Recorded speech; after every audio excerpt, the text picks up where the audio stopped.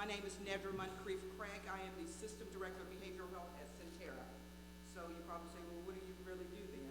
So I oversee Centera's behavioral health service line on the acute care side. We are in the Great Commonwealth of Virginia and throughout Northeast North Carolina. Centera has 12 hospitals, 4 inpatient behavioral health units, 3 partial hospitalization programs, and then 2 IOPs. We also have what we call community health centers, and inside of some of those community health centers, we actually have behavioral health services there also. So Centera has an array of services, and I am so grateful that Ms. Haywood asked me to come and be with you guys today. And I am going to introduce the panel to you guys. I'll start with Carolyn King. Ms. King is a licensed clinical social worker and the founder of Heart and Voice. I didn't need, I purposely moved away from her. The Heart and Voice of Mourning Well. With a deep commitment to helping others navigate the journey of grief, Carolyn has dedicated her work to creating a compassionate space where individuals feel safe, discussing the often difficult topics of death, dying, and loss. I introduce to you Ms. Carolyn King. Williams, I'm sorry. That's my name, King. Ms. Missy Keys Glass. Missy Keys Glass, licensed clinical social worker, is a graduate from the College of William and Mary and received her master's in social work from Virginia Commonwealth University. Ms. Glass served as clinical care supervisor for the mental health service line at Children's Hospital of the King's Daughters, where she was employed for over 32 years. Currently, she's in private practice at Community Psychological Resources and an instructor at Eastern Virginia Medical School, adjunct professor at the School of Social Work at Norfolk State. Ty McCoy, founder, CEO of Steps to Connections, the nonprofit organization Built Not Break, and talk show host of Tough Talk Today. Ty holds a MBA in Business Administration. Ty didn't get ready to finish writing hers out, so I apologize because I rushed her. But Ty is also a national certified professional mediator and trainer, author, WPCE 95.3 talk show host, host of Hello Hampton Roads. I took it off her card. And so the next one is Dr. Nathaniel Isaac, Psych D. Yeah, so he sent me a book, y'all, but I'm not gonna read it. That ain't gonna happen. He is actually a licensed clinical psychologist for the states of Virginia and Illinois, and the founder and chief executive of Laborers of Church Christ Center for Reconstruction and I'm good? Okay, good. I'm like, yeah, small writing is a book. Guys, no, seriously, thank you guys. And so thank you to the panelists. And so in order to be able to start, we're gonna have to talk about something that is very dear to my heart, guys. So in 2020, we know that we had a pandemic. And during that pandemic, we've noticed that the individuals experiencing mental health rose. In 2022, there were about 50 million Americans, adults. This is just adults. It's not the kids that Missy now actually took care of. This is just the adults in the United States actually had a mental health diagnosis. The data from 2023, there is now 58.7 million adult individuals with mental health. And the reason why I want to bring that up is because mental health also is trauma. Trauma plays a part in that. And so in order to be able to actually kind of get through and understand mental health and trauma, they go hand in hand. And with that also is the social determinants of health. And so you say, what is that? So that is people who don't have transportation. That is people who don't have food. That is inequality for individuals that, you know, whether it's because of their color, their socioeconomic background, or race. It all plays a hand in what people actually experience, and then it actually ends up being traumatic for that individual. So one of my questions is to the panelists, and Sop, and you can take it. And so we're gonna do like 2-minute talks, I don't want you to give us a whole book. Because I'm sure everybody, they want to know the gist of it, because we want to give them an opportunity also to ask questions. So tell me, what is trauma? Dr. Isaac?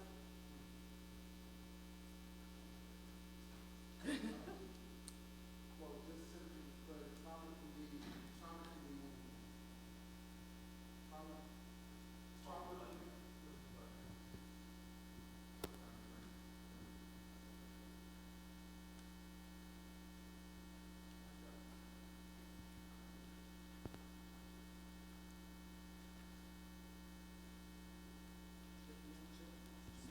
Check one. Good afternoon. Trauma simply is any experience. If I look at it from we have this book called the DSM, and it's a diagnostic statistical manual. And when you take the definition out of that, it would just simply say that there is something that a person has either experienced or they witness that is causing some type of emotional distress that individuals would avoid. And it can be prolonged or it can be acute or short-lived. Okay, thank you, appreciate that.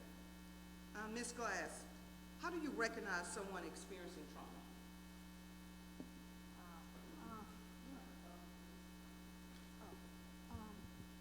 So I like that question because sometimes I like to think about what it looks like, what it sounds like, and how it behaves, how the person actually behaves.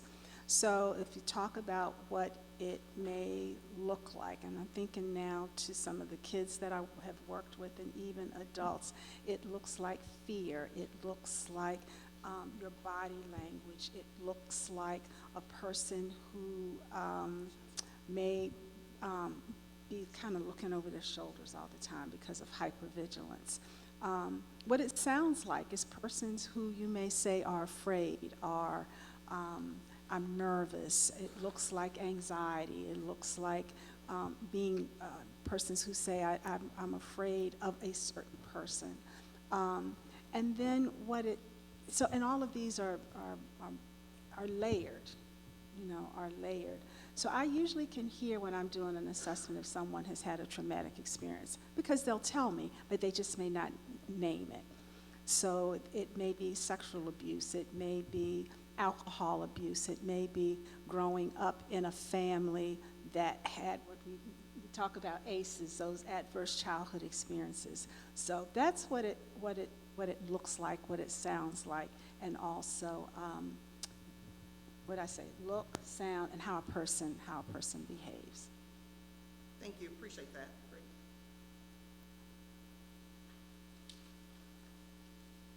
Ms. Williams. Oh, Lord. Tell me, how does grief affect someone's everyday life? I just had lunch, so now I'm going to get silly.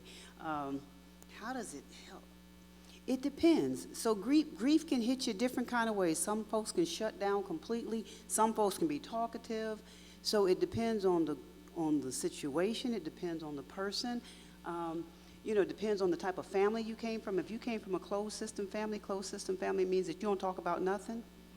So life happens and you just keep it quiet. So therefore, if that was how you were raised, then when grief happens, you keep it moving, but you bottle stuff up.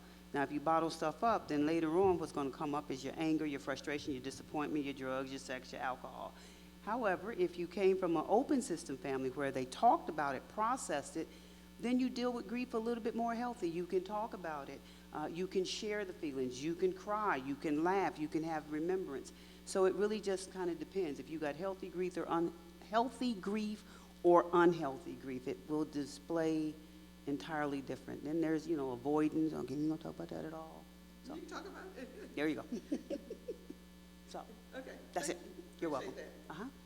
Ms. McCoy.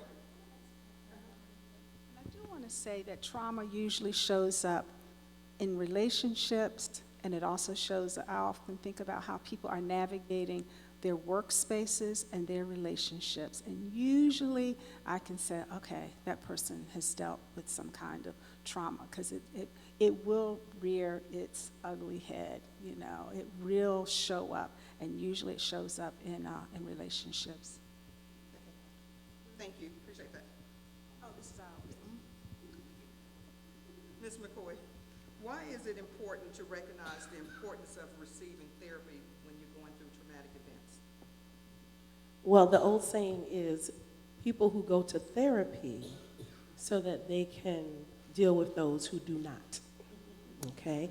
So that is very important in this day and time. If we ourselves are seeking what we need so that we are able to have our well-being checked and is healthy and is intact, then we're able to cope a little bit better in this thing called life.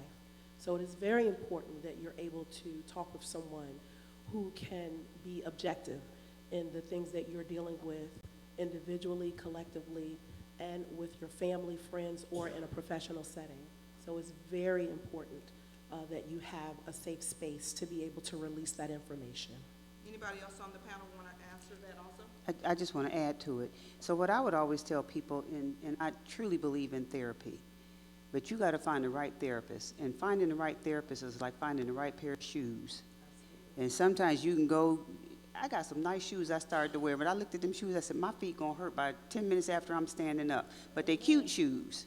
So I know when I go, I'm going to wear them, I'm going to sit down, I'm going to cross my legs, and I'm going to look real good, but I ain't going to try to do the presentation in them. So that's the same way with therapy. You go in, you talk to somebody, and y'all just ain't clicking. Y'all ain't whatever, they're over here, you're over there. So you got to say thank you, but I'm going to go find another therapist. But what sometimes tends to happen is people will go have a bad experience with a bad therapist, and then they think that every therapist is wrong. So don't do that. Don't do that. Find you the therapist that works and fits for you. May I double down on that, Dr. Nidra? And it's also important that you have a self-awareness about yourself. Be able to ask the questions necessary for you to get the help that you need. A lot of times we're not honest within ourselves. Most people here, if you were not raised in a home with both parents, if you were not raised with your mother or your father, or those are traumatic experiences as well. So if you lost a parent, whether it was abandonment, whether it was due to incarceration or death, those are traumatic experiences as well. And as I think Ms. Williams said, it will show up in those relationships, whether personal, whether professional, friendships, marriages, they're going to show up. So it's important that you are honest with yourself when seeking the help necessary for you.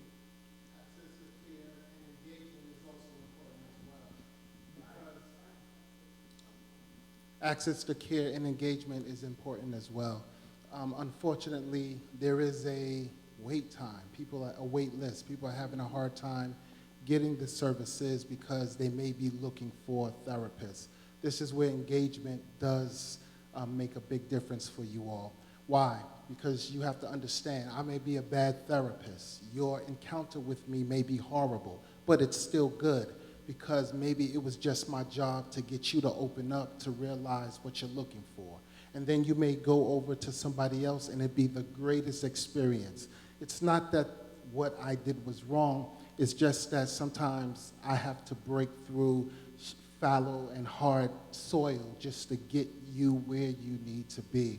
So when you're going through the doors, the most important thing is you have to learn to communicate what is it that you need from that therapist or that clinician. Because if when you don't, then I'm going to start making up stuff and start telling you what I think you need. And if it's not working for you and you don't communicate that, because we are not mind readers, well, then when you engage and share with me, it makes me a better clinician because you are the expert of your own problems. Thank you, Dr. Isaac. Hey, Dr. Isaac, while you have the mic, why don't you tell me some steps to help an individual to get through workplace trauma? Wow, that's a loaded question. So workplace trauma, can you elaborate a little bit more? So say, for instance, that you're working in an environment that's kind of toxic, and your supervisor is always demeaning the work that you do. The person that may be going through that trauma, they have this look about them that doesn't really say they're going through trauma, but you know that you see changes in some of their work, what they produce. So what would you tell that person when you notice that, hey, they're kind of, late on projects now, they're kind of slacking off, and then their appearance changes? Right. So one of the things that I would share would be at the workplace trauma, because trauma is always associated or it's always triggering something within you. If you're going to look at it from that level, you have to then begin to see what is it that this situation had, what button it had pushed inside of me. What door did it open? What is it connected to? And sometimes that is very difficult to be able to assess right then, there in that moment. And so steps would be finding someone to talk to. I like the word awareness that was thrown out. You have to be aware that this is an issue. Then you have to understand what is your power, what is your rights, what is it that you can do, who is on your side, what are those steps. But then after all of that, putting those things in place, it is so vital that you begin to look at it. Because what trauma does, when we don't recognize the difference between a trigger point or something that happened in the past, that situation tends to transform or build armor, and you won't be able to recognize it. So for example, real quickly, if I say, what's the difference between the chairs we're sitting on and the pool, the seats here, you would give me, well, it's longer, it has cushion, it's made out of wood. And if you ask me the question, I would say, there's no difference. A chair is a chair. Because once I recognize the purpose or the trigger point, then I'm able to recognize it when it encounters me, then I can put it into place. Thank you, great answer, appreciate that. Ms. Glass, why is it important to understand childhood trauma? Wow. How much time you got? We got some time. We got a little bit of time. So I'm going to refer to what my colleagues may know a little bit about, because I love it, and it was called the ACEs study. And the ACEs study talked about adverse childhood experiences. And in that study, what they found was that children who had experienced trauma, it showed up later. It was a predictor of chronic illness. So again, what trauma looks like. So if it showed up in the study, I think looked at obesity, but it also showed persons who have cardiac issues, heart problems, diabetes, hypertension, endocrine issues, kidney issues. So what we know, what the research shows, is that children who've experienced trauma, it shows up later in their lives as adults, in relationships and in their physical health. So that's one reason to address childhood trauma. But here's the other thing.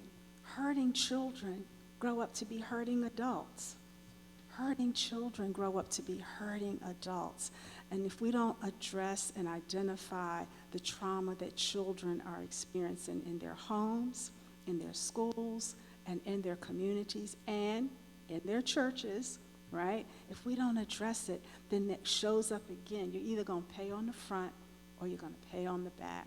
And I would suggest if we can be more aware of what trauma looks like in children and adolescents, then they can be healthier adults. And I think there's research out there to show the link between trauma and suicide.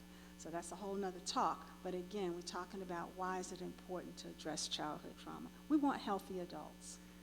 We want healthy adults, and the only way to do that sometimes is to make sure that we are tuned in to the trauma that our children are experiencing. Thank you. Anybody else want to take that to get a response? I would also like to add, trauma breeds distrust, and trauma also distorts reality. So everywhere you go, there the trauma is. So if you're not dealing with it in a healthy way, then it will definitely continue to create unhealthy habits. So you have to be mindful to get the necessary help and support that is needed for you to identify with what you have going on with yourself. As they said, it does breed situations that will happen later on in life. As I was saying earlier, when we were during the talk session, I had wrote an anthology. I was part of an anthology called I Support Her, and mine was chapter 8, and mine was called Beauty for Ashes, Tragedy of a Childhood Trauma. So experiencing childhood trauma, dealing with it on my own or trying to deal with it on my own, I definitely had some hurdles that I had to overcome because I did not seek the necessary assistance or support that was needed. And I stayed quiet. So when you stay quiet, that just erupts more traumas within that you drag into relationships. You now pour them into your children pour them into relationships, and now you have generational situations that are happening. So I ended up isolating myself in certain situations where I could have prevented. But again, I did not seek out the necessary resources or services that probably were available to me at that time, but I did not know. I did not ask questions. I kept it inside, I kept it bottled up. And that's usually what happens in this day and time, because we feel like as we get older, we're dealing with it because we've normalized it. So this is where now we create those ugly habits that turn into these traumas that now futuristically pour right into our youth. Yes, please. And also understanding, I like that, normalizing, because as a child, it then becomes a part of your personality. So sometimes it's hard and challenging to recognize it when you get older because you've been walking in it for so long and it's been normal. And so once you identify that it is trauma, the next step that I would encourage is understanding what age. So for example, if you're 7 years old and the trauma occurred, well then that 7-year-old you stops growing. And now that you're 49, 50, 60, 70, that 7-year-old in you has not had the opportunity to recognize that it is now safe. What happened then is not going to happen now because there's some different steps. And so once again, when you begin to stop normalizing it, recognize it as trauma, and recognize that as a child, there were some things that you were put in that you did not have the wisdom at 7 years old or as a child to be able to make an adult decision. And that's the hardest part in helping people to understand that a child doesn't know how to answer situations as an adult. And it's bridging that gap so that the healing can take place. Thank you, Dr. Isaac. So, Missy, you talked about trauma, how it affects your physical health, diabetes, heart disease. We also know that individuals who experiences trauma also go to substance. So what are some of the things that we can do to help individuals who actually have started, using drugs that is causing them to have some negative effects in their lives? I'm going to go back to what my colleagues have said. We got to call it out. We have to name it and help persons recognize that their substance abuse is related to their trauma. And I totally agree that when we normalize trauma, then it decreases our ability to see that this is something that needs to be addressed. Does that make sense? Like you sort of start living in this. I often say that it's very difficult to get people to move from the familiar to the unfamiliar. So people get really familiar, like trauma becomes their best friend. They know trauma. They know how to walk in trauma. I feel like our job as clinicians, as friends, as the church, is to really call it out and move people to that unfamiliar place of being able to think, act, and feel differently. Because if not, then they do resort to drugs and alcohol.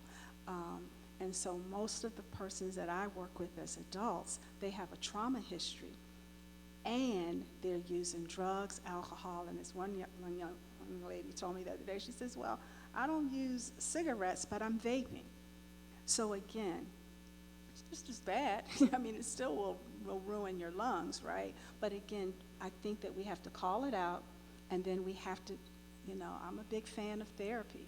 So, to help people rework their trauma, and the residual effect is to decrease the reliance on substances, whether it's drugs, alcohol, and even not just street drugs as we think of, but even prescription drugs.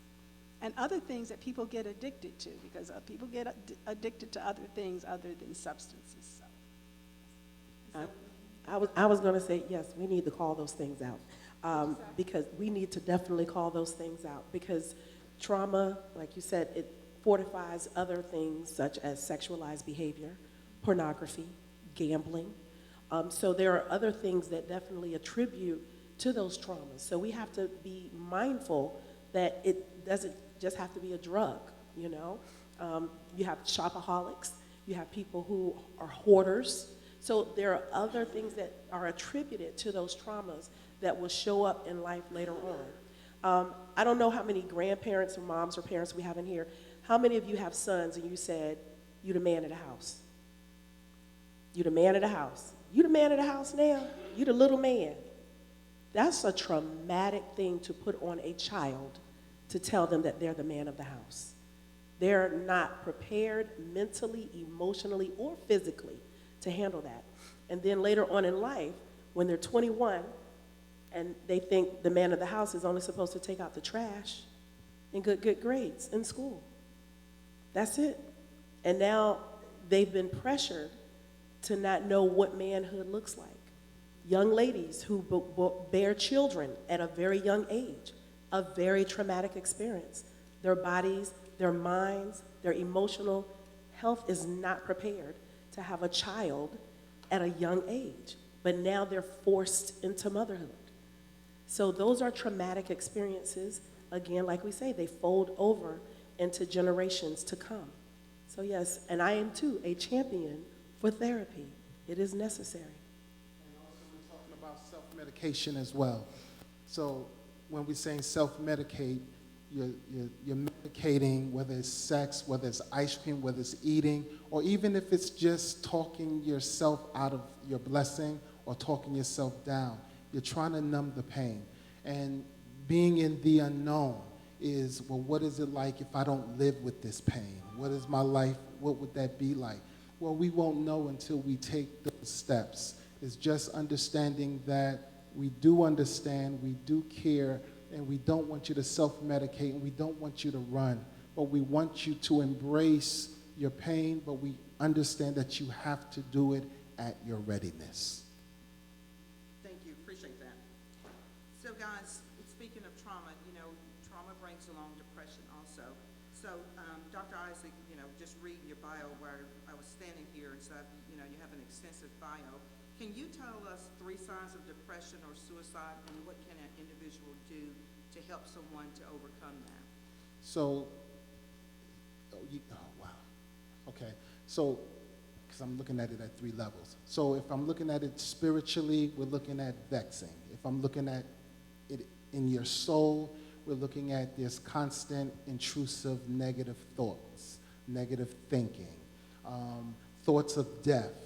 If I'm looking at your body, then there's fatigue. There's a lack of interest. You're not feeling like yourself. You withdraw in, you close in, you shut things out.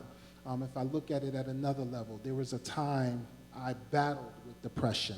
And one of the things I found myself doing in my apartment, it was empty, and I had a metal folding chair.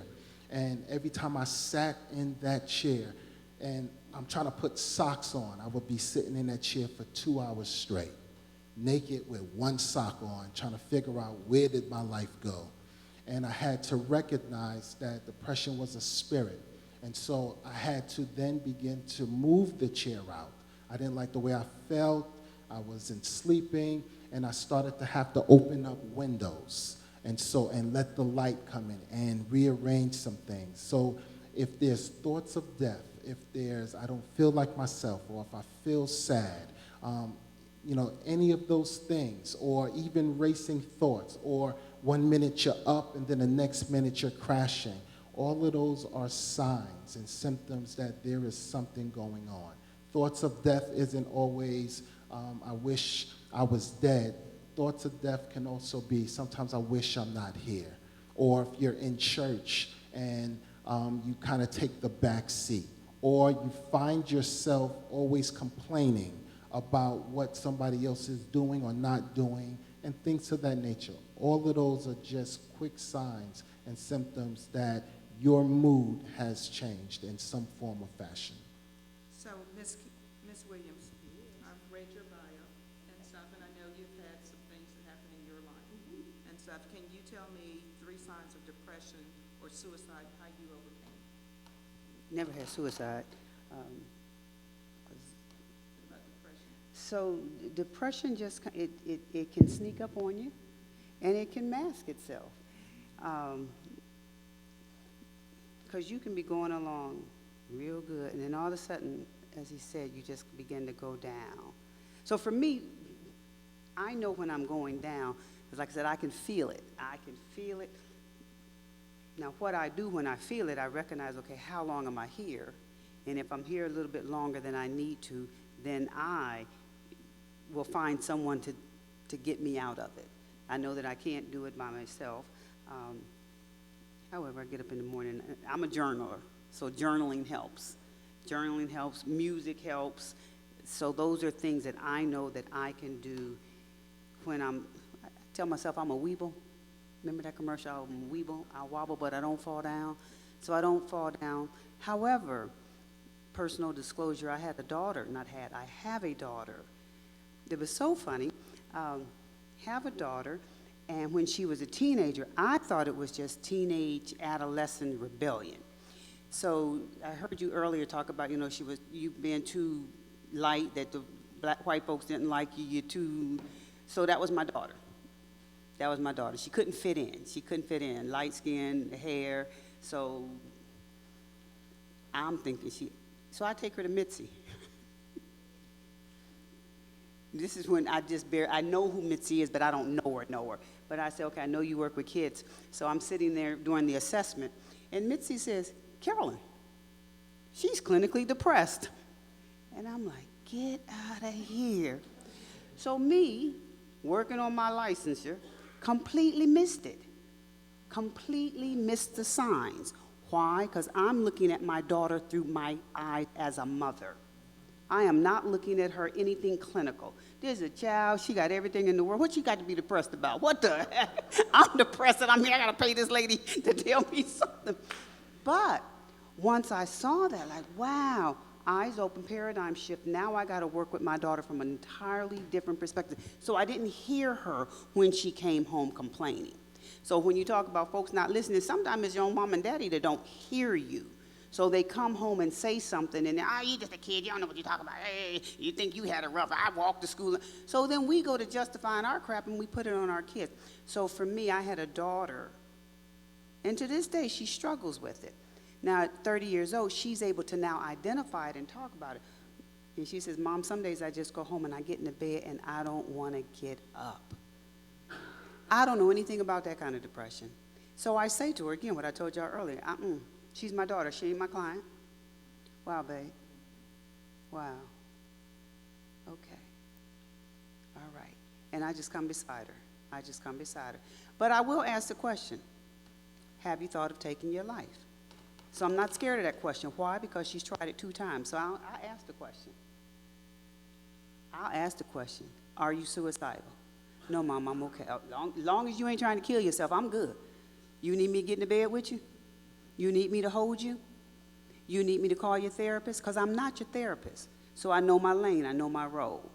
So same thing with friends. When they go there, I'm going to be your friend. I ain't going to be your therapist.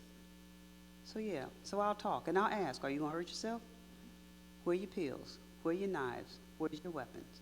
So I'm asking those questions. So I got to answer this because as a hospice social worker, I went in one day to do an assessment on a guy. The guy was alert-oriented. We laughing and joking. I left. Man blew his brains out. So all those signs and symptoms, didn't see them. Did not see them at all. However, what I found out later on is that traditionally men over 60 years old, when they know that they're going to have a type of cancer that's going to take them away from their manlyhood, will self-inflict. Didn't know that. But he had no signs and symptoms of depression. He was laughing, joking, talking with his family. He ain't had no plan. He just knew when this lady left from hospice, I'm going out of here.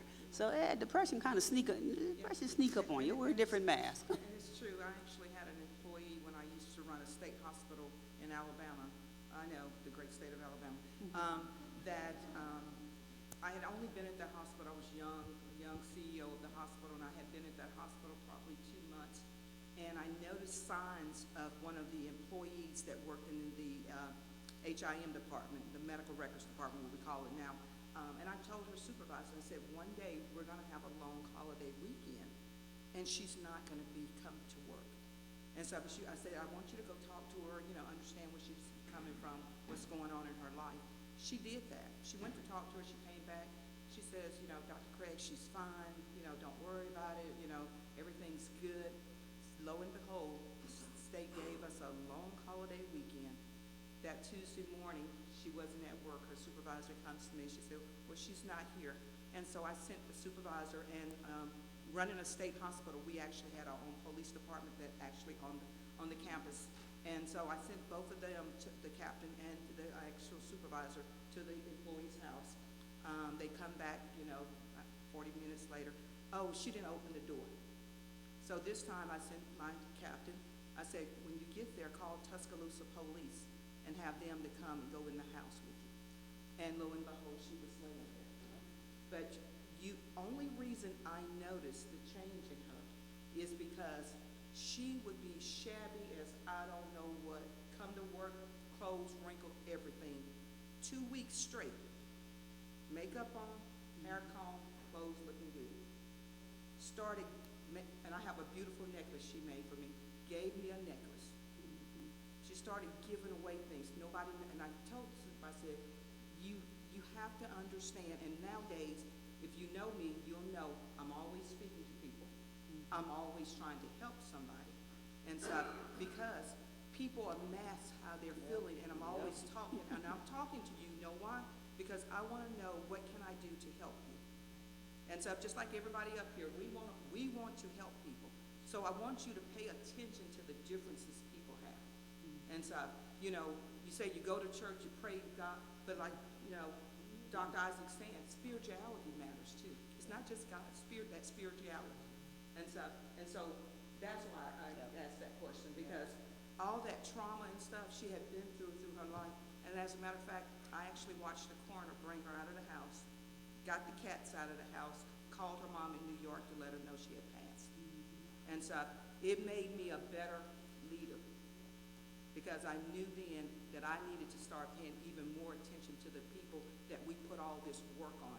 And when you run in a psych hospital, people don't realize you're dealing with all that trauma, you're dealing with people trying to kill themselves. It affects some people. So that's why I tell people, exercise, take care of yourself, surround yourself with positive people. And when you're in trouble, go get the medicine. It's okay. I promise you, it's okay. Go get the medicine. And but do me one favor. Never try to take your life. Never. It affects the people you leave behind. So that's what's so important. And that's why I want to go to Mrs. Glass, who has worked extensively with young kids.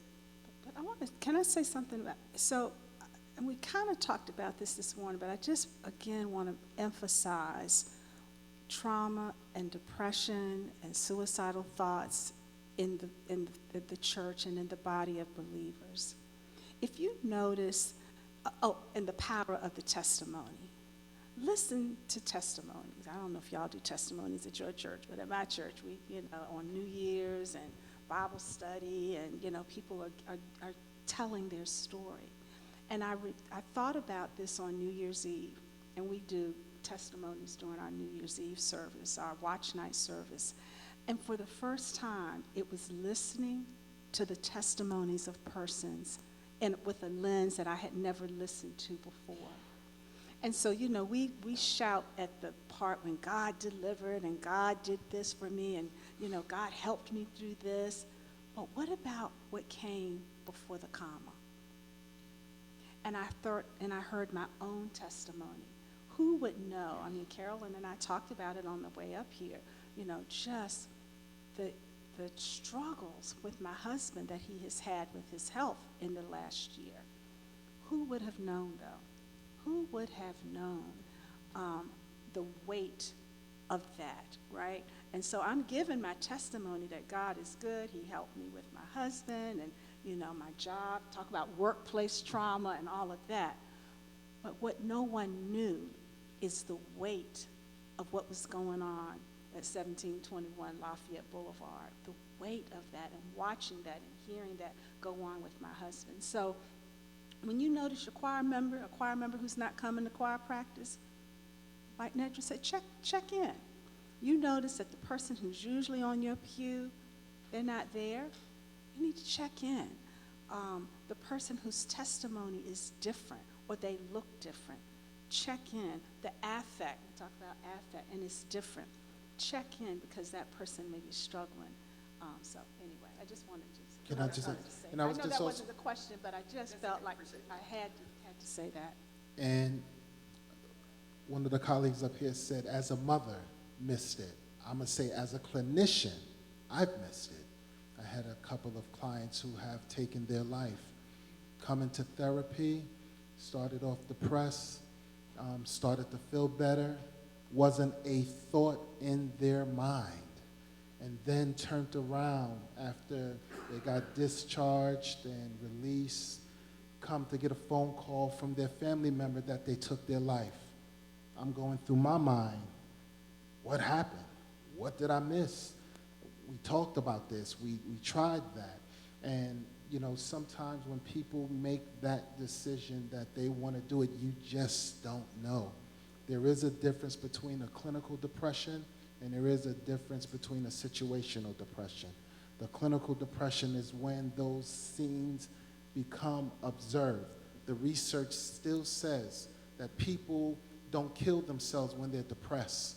They kill themselves when they're doing much better because they have enough energy, their hormones are kicking in, and they feel good, and in their heart, it's the right thing to do, not understanding the consequences and the effects. So, once again, as a good doctor said, we don't want anybody to kill themselves. We don't even want that to be a thought. And sometimes it can get absorbed. Thank you, Dr. I just wanted to add, Dr. Nidra, as we were saying, when it shows up, it will show up in people who are overcompensating themselves. They're doing so much to help others. Help you do this. Do you need anything? What do you need? Can I do this? Can I do that? They will show up if they're overly sensitive, if they're overly offended. So these are situations we can, keep a good eye out for and keep a pulse on your friends and family or even those who you work with. It is very important. It's necessary. I know a lot of times I didn't realize that I was going through a depression as a young lady who had to grow up really fast. My mother was on drugs. She was on crack. I found out at 13 years old. I was raped at 16 years old, had a baby, had 2 kids before I graduated high school. I'm still trying to figure out how I'm still standing here today before you, and I'm not on somebody's drug. But again, it's determination, and those who you reach out to, your support system, having an opportunity to see other things happen around you, and you can say to yourself, I don't want that to be me, or I don't want that to be someone else. So I thank God that I had an opportunity that I knew where my health coming from, yes. However, I knew that I had a support system. Because a lot of times we look to our family, but a lot of times they're not there because I looked at myself as the black sheep. Didn't nobody want to deal with me because of my mother doing drugs or I was a young teen mom. So I looked to people on the outside. So the community became my family. But it was good community that became my family. Okay, thank you. I have one more question, and then I am going to let the audience actually ask a question. So, and any of the people on the panel can answer this one. Why is it so important to break down the stigma of mental health and encourage others to seek help? Anybody want to take that? You normally call me first, so No, guys, I read your has a great bio. I read your bio. I don't know why he's pretending. noticed to break down the stigma, it's very important, especially in the African American church, okay? When I come to churches, I am not well received. It is psychobabble. It is not biblical. What I do is of the devil. Holy Spirit will bring me out. You know, you are, and I hear this stuff, but I understand that when it comes to mental health, its roots started with God. And God is very concerned about the mentality. You know, let this mind be in you. Be not conformed to this world. Be transformed by the renewing of your mind. And so the stigma that, you know, what happens in a house stays in the house. Well, when you grow up under that type of housing, what happens in the house, your heart stays in your heart, and you're not processing it. And so we have to remove the stigma that you are not crazy, you are not psychotic. And there are some individuals who do experience a psychosis, but that's a whole nother level of psychology. But removing the stigma to know that it is okay to find a safe place to open up and talk about it. Understanding your rights. When you come to the office, what happens in the office really stays in there. I don't go out blabbering your business to this person and that person. That happens with untrained professionals who are more than likely, who don't hold that HIPAA law or that code of honor to know that what you present and bring to the table is important.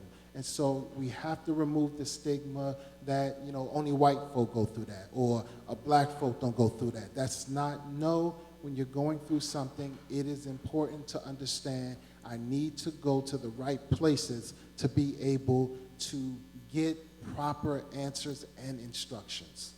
Thank you, Dr. Isaac. Anybody else? Okay. If not, you know, I am going to say this. If you ever in crisis and you need help, dial 988 or go to your nearest emergency department. So do we have any questions from the audience before we conclude?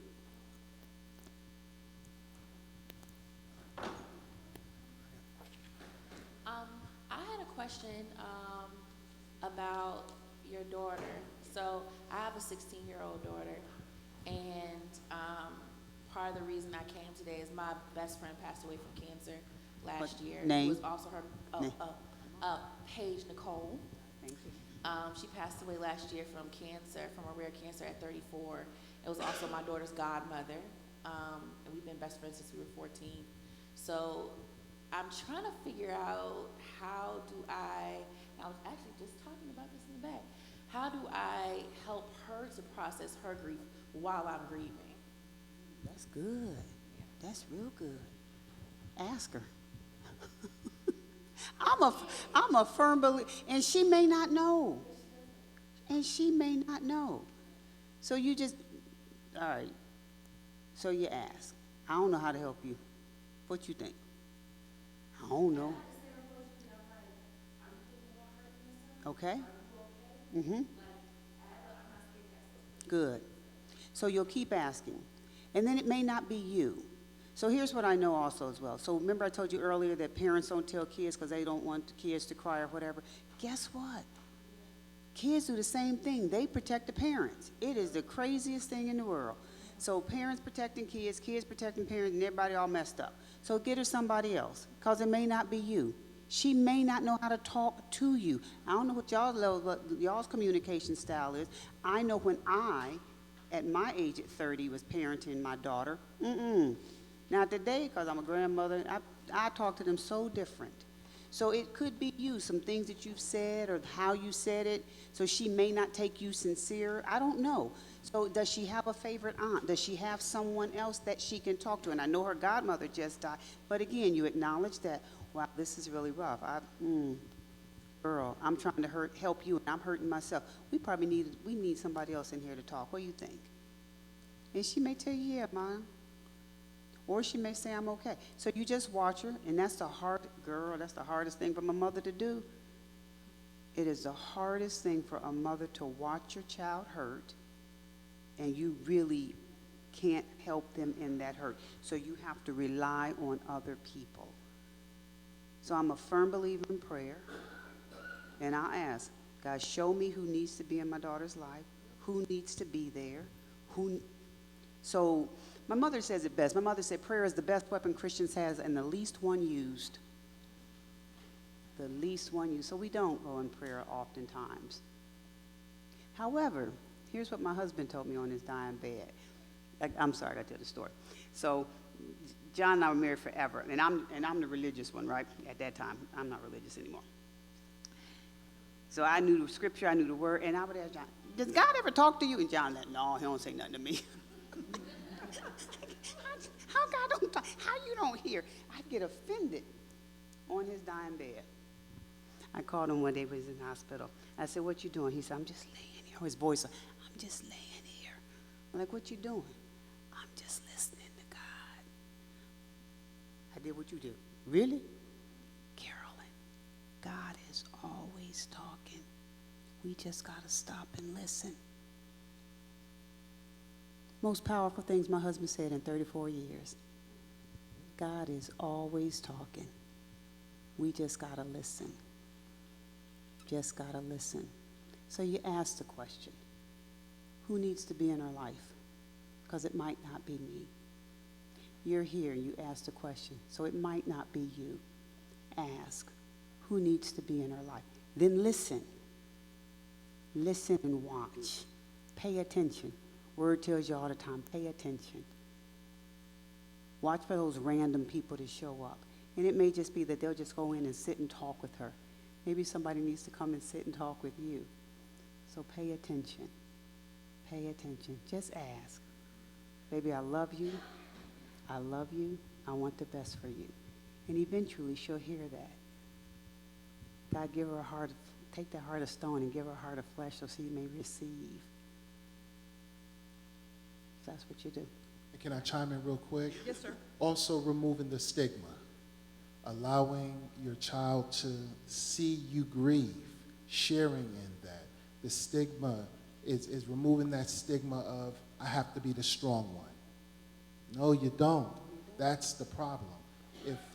Because children can handle it when they see that their parents are going through something and the parent is mature enough to deal with it even if they don't know how. Removing the stigma that I got to talk to somebody black of the same race. No, if the therapist is good, the therapist is just good. Don't miss an opportunity, which is where prayer and insight comes in. Lord, direct me where I need to go to get my child, my person, that help. Thank you, Dr. Isaac. And also remember that since there is a stigma with mental health, and we call it behavioral health now because, we're trying to break down that stigma, also remember that they have talk therapy. And so where they can do video, they don't have to go in an office. People hate driving up to a therapist's office because they're afraid somebody might see them get out of the car.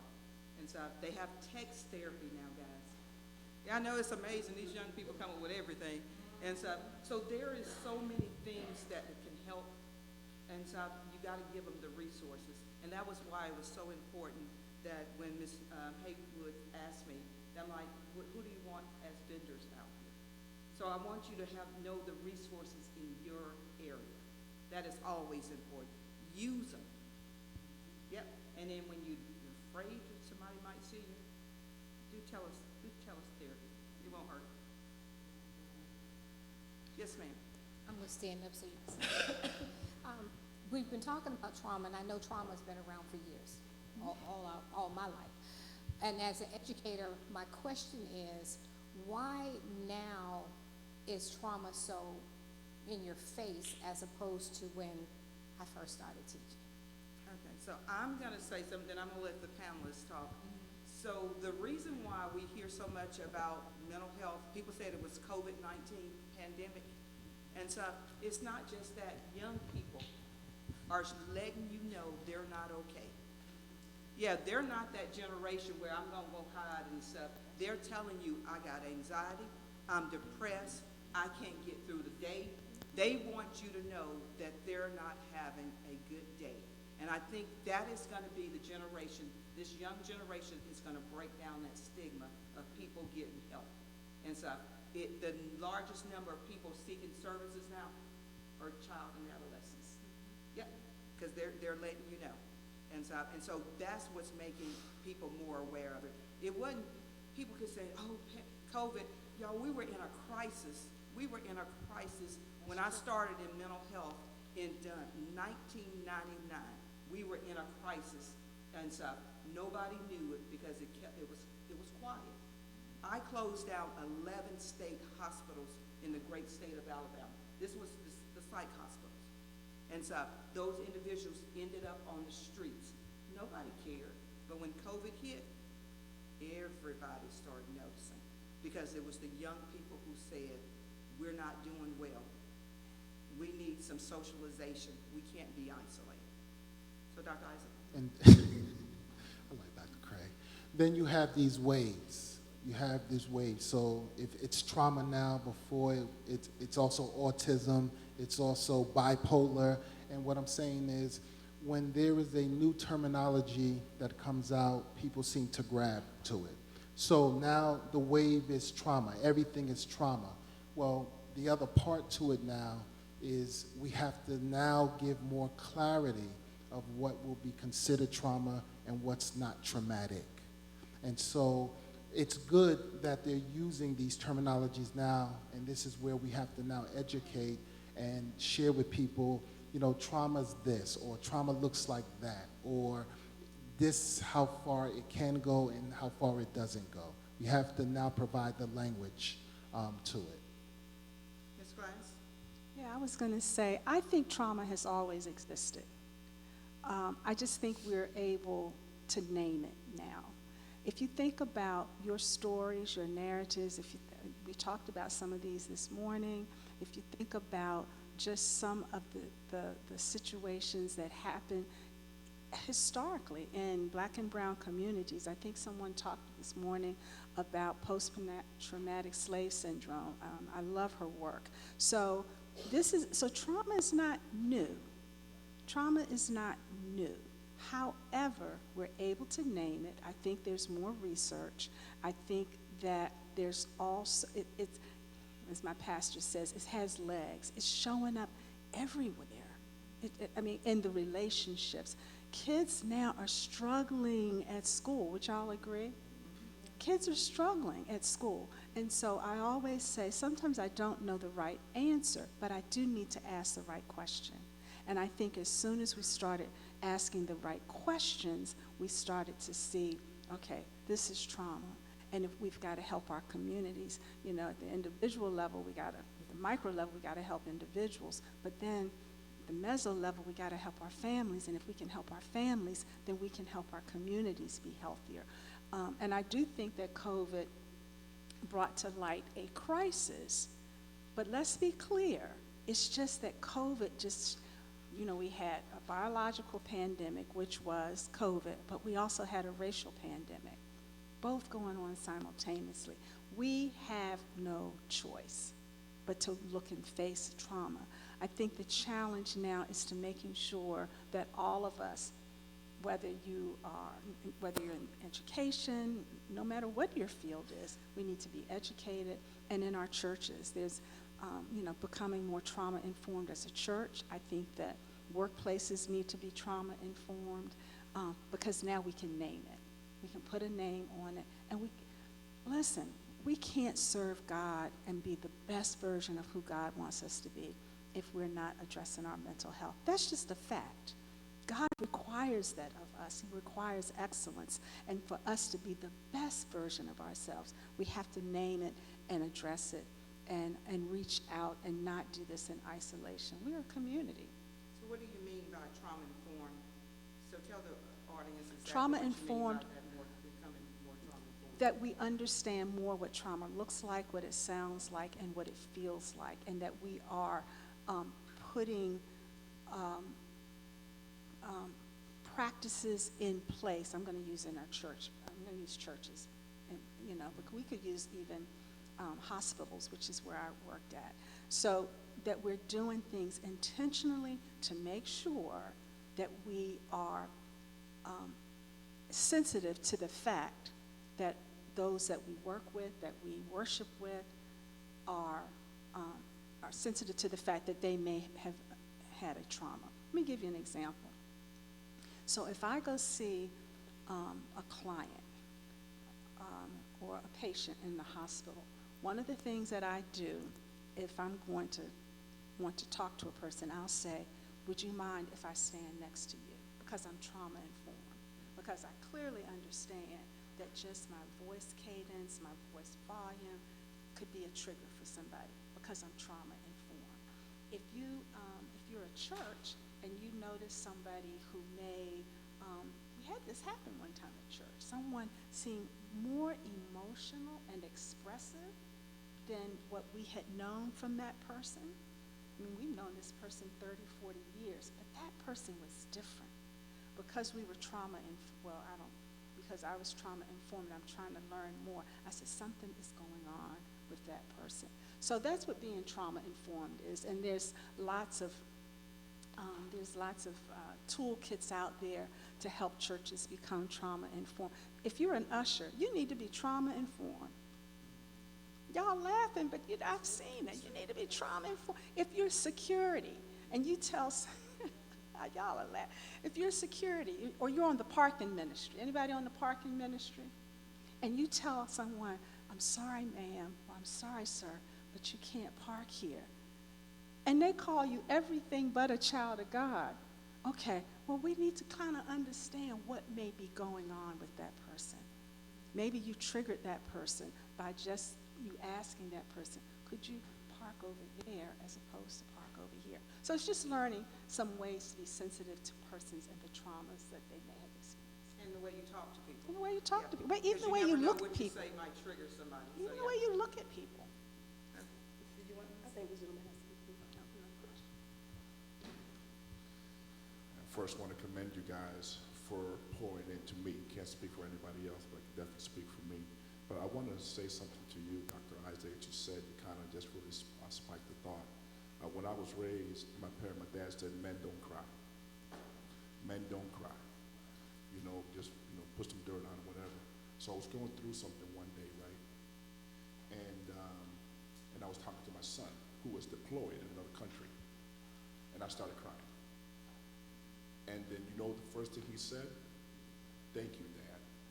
Because I didn't think that you cried. And then all of a sudden he started pointing to me. So that role reversal was important, right?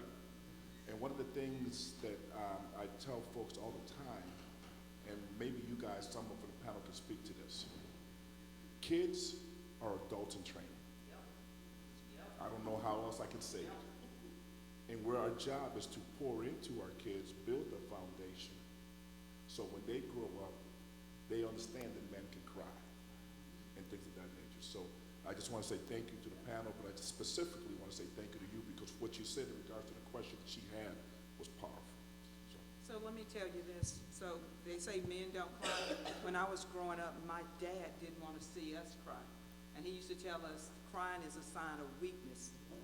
And this is my response to my dad is, no, it's the way I cleanse my soul. And I truly believe that. Because sometimes after a good cry, I can tackle the world. Because I have sat there, not only did I cry, but I was talking to God at the same time. So yeah, just men here, women here too. Depend on your parents. Amen. First of all, I just want everyone in here to be able to give themselves permission to do life. Just give yourself permission to do life. Speaking about what Dr. Isaac said, my son went through a traumatic experience at a young age because he saw me and his father go through domestic violence. And so him seeing that, I was praying God that he not see that as a blueprint for relationship. And it was a very difficult space because as my son got older, I remember him saying, I couldn't believe I saw my mom cry because I viewed her as the strongest person I know. So when he saw me cry, he couldn't believe it. He was like, how is this strong woman? I'm superwoman. And I'm seeing her hurt, broken. And he needed to see that, but not in that essence, but he needed to know that I do hurt. So it's okay for you, if you're hurting too, to express that emotion. It's okay. I did not want him growing up in life thinking men don't cry. I did not want him thinking that men don't have emotions, or they're not able to express themselves, or they're considered weak or soft. So I told him, give yourself permission. It is okay.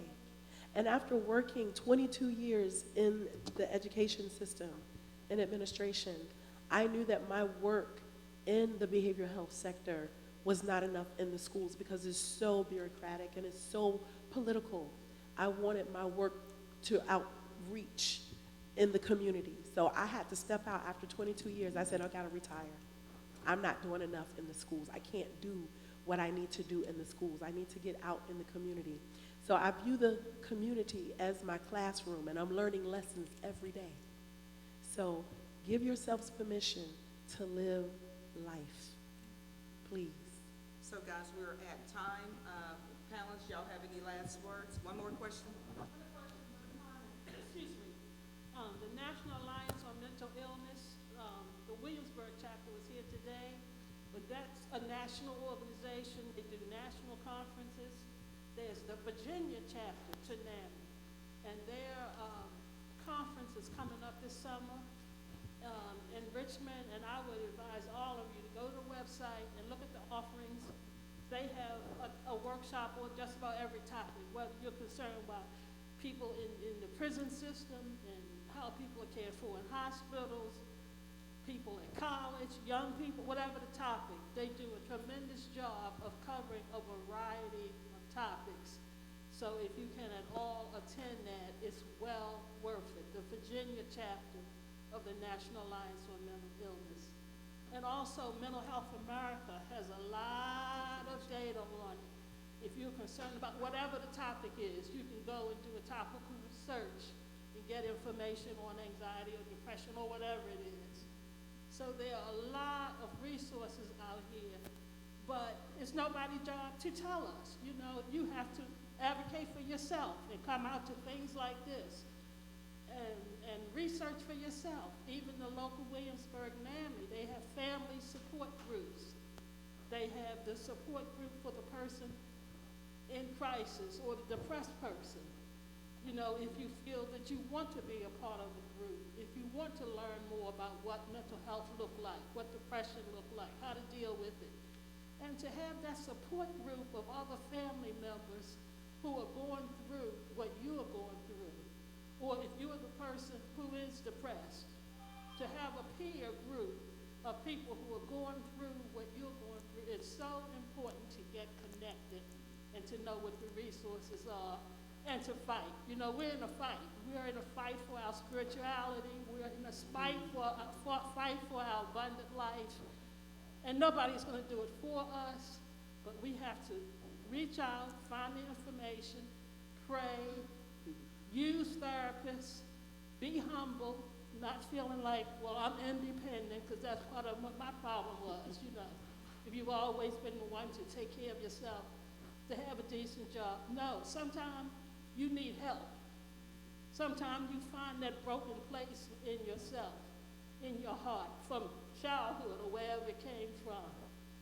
But you have to be humble to reach out and know you're not alone. The Lord wants us to be in health, you know. As our soul prospers, He wants our mental health. He wants us to be in abundance. He wants us to be more like Christ. If anybody had the right to be depressed or to upset with the world and not be able to cope, it would be Christ. But what we ought to have that mindset and to become more like Him and be an encouragement to one another. Thank you, appreciate that. And guys, thank you. Can I just add right quick? Thank you, because I'm sitting here thinking, because I really wanted to say something. Everybody hold your hand up like this. Everybody hold your hand up. All right, so a friend of mine just told me this the other day. So God gave us all gifts, all little fingers, right? Everybody got a little hand. There are little gaps in here, right? So by myself, I really can't do a lot. But if I link hands with Mitzi, I close up those gaps, right? So as you said, we can't do this by ourselves. We were not intended to do life alone. So you link up with somebody else that can help you. However, so the friend gave me this, but the next morning in my prayer time, whenever you think of God taking your hand, God take your hand like this. There are no gaps in God, right? So you use your friend when you need to, but you also use your Savior's hand, because there are no gaps in God. All right, I'm done. Thank you. I'd like to say thanks to the panel, to Dr. Isaac, Dr. Bishop Nathaniel Isaac. I've been messing with him all day. Missy Glass, Ty McCoy, and I'm going to get it right because I'm going to read it right off your paper. Miss Carolyn Williams, thank you so much. Thank you. And thank you to all the people that did resources for the event, and to Miss Haywood. Thank you.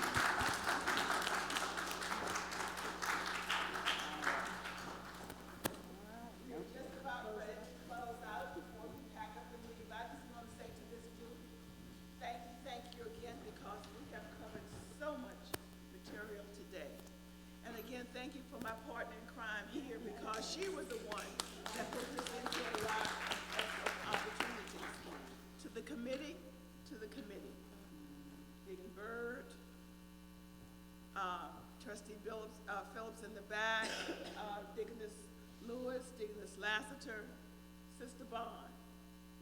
We have all come together as a team, with each with their unique abilities, and it has come to, I always joke them, the old 18 show, at my age you know it, what's the phrase? I love it when a plan comes together. This has been that plan. And you talked about COVID. We got started with the Baptist General Convention. They posed three questions to us: connection to God, connection to each other, connection to community. During that first discussion, it was connection to God. The grief and loss came out from the congregation, and that's why we are here today. So, again, thank you. Pastor's going to come with remarks, and yes, Deaconess, Sister Byrd. Oh, yes. Thank you. I had it on my mind. The survey. I need your survey, the post-assessment survey. Thank you. Post-assessment survey. Pastor's going to come with closing comments and pray us out.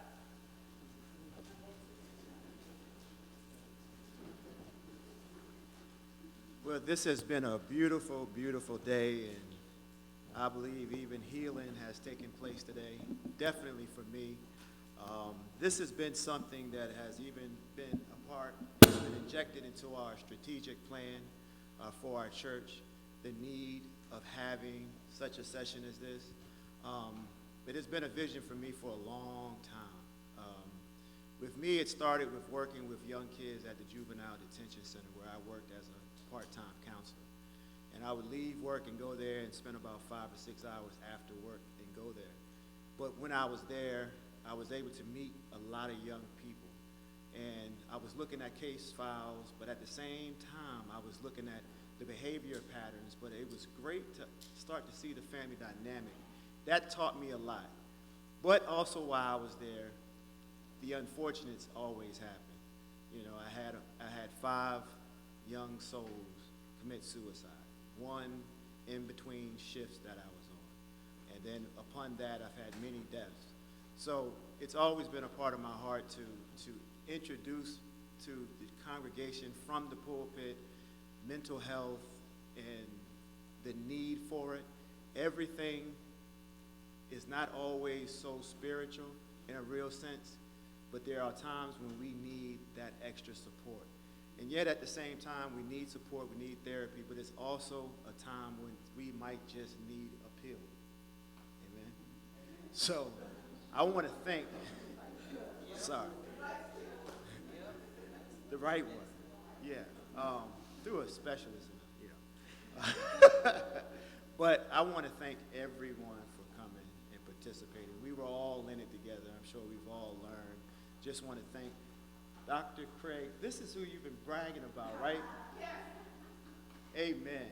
She brags on you quite a bit, especially with your programs and how you were able to put things together so well.